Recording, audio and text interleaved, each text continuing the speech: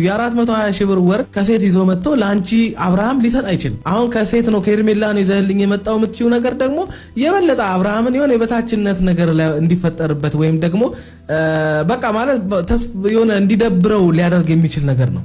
በጣም እርግጠኛ የሆንሽበትን ነገር ነው ያማረግ ያለብሽ። በጣም እርግጠኛ 100% እርግጠኛ ያልሆንሽበትን ነገር ቶሎ ብለሽ መተሽ ብቻ በቃ ከአብርሃምና አንቺ መካከል የሆነሽ ክፍተት ስላለ ግጭቶች ስላሉ ምናምን አምነሽ ተቀብለሽ ወደ ውሳኔ ባትገቢ መልካም ነው።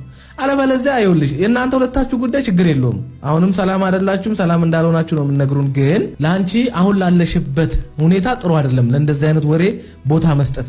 መጥቶ የሚነግርሽም ሰው ምን ያህል እርግጠኛ እንደሆነ ማጣራት አለብሽ።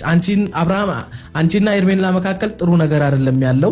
በአብርሃምና በሄርሜላ መካከል ያለው ነገር በአንቺና በአብርሃም መካከል ጥሩ ነገር እንዳይፈጥር፣ መተማመን እንዳይኖር፣ ብቻ መሰለቻቸት እንዲኖር፣ ተስፋ መቁረጥ እንዲኖር፣ ብቸኝነትን እንድትመርጪ በቃ አይነት ነገር እንዲፈጠር አድርጓል። ከሄርሜላ በኩል የሚመጡ ወሬዎችን እንዳለ እንድትቀበይ የሚያደርግሽ ደግሞ ያ ነው። ያን ረዳሻለሁ። ግን ያ ደግሞ መሆን የለበትም።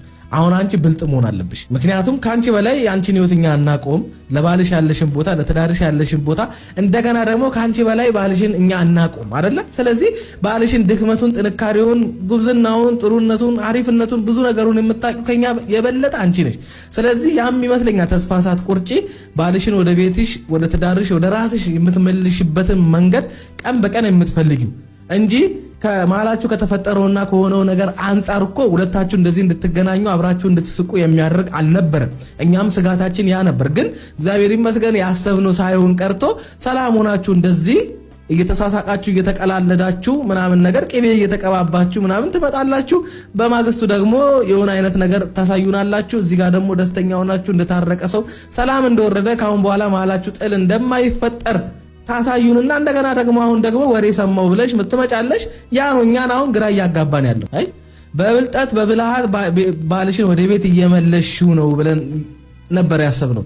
አሁን ደግሞ እንደገና ወሬ ምትሰሚ ከሆነ ያ ነገር ፉርሽ ይሆንብሻል። ማንም ሰው ያላደረገልሽን ነገር ሄርሜላ ልታደርግልሽ አትችልም። በምንም ተአምር ሄርሜላ 420 ሺህ ብር ወርቅ ገዝታ